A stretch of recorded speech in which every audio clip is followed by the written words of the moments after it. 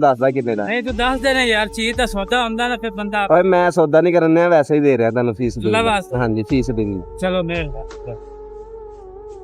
अस्सलाम वालेकुम। ਕੀ ਹੋ ਗਿਆ ਭਾਈ ਜਾਨ? ਕੀ ਹੋਇਆ ਮੋਟਰਸਾਈਕਲ ਨੂੰ? पेट्रोल मुक गया। ਪੈਟਰੋਲ ਮੁੱਕ ਗਿਆ ਵਾ। ਪੈਟਰੋਲ ਦੇ ਦੇਵਾਂ ਤੁਹਾਨੂੰ ਫਿਰ?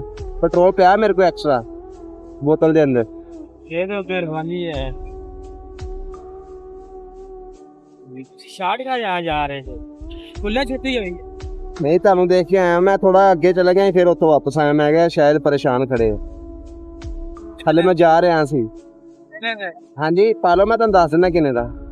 ਹੁਣ ਤੇ ਪੈਟਰੋਲ ਮਹਿੰਗਾ ਹੀ ਬੜਾ ਹੋ ਗਿਆ। नहीं दसो ना पहले। ਪੈਟਰੋਲ ਪਾ ਲਓ ਕੋਈ ਨਹੀਂ। नहीं फिर भी यार पा लो यार। मेरे खुआ के आया ना मैं। ਅੱਛਾ ਪਾ ਲਓ ਕੋਈ ਨਹੀਂ।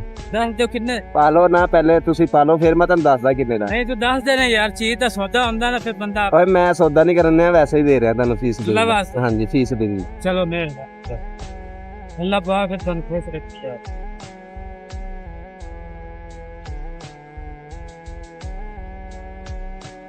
ਇਹ ਲੋਕਾਂ ਦੀ ਖੁਸ਼ੀ ਵਾਸਤੇ ਜਿਹੜੇ ਪਰੇਸ਼ਾਨ ਹੁੰਦੇ ਆ ਉਹਨਾਂ ਨੂੰ। परेशानी यार पानी की है तेरे सामने ही है। ਹਾਂਜੀ ਹਾਂਜੀ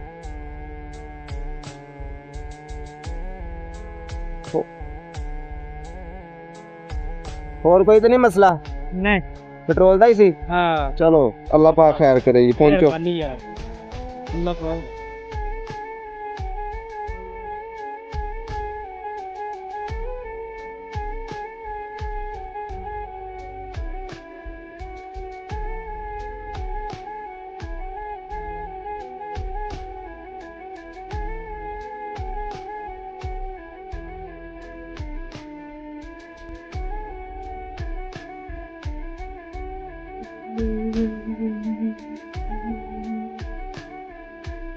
ਚੌਕ ਚੌਕ ਕੇ ਮਾਰੋ।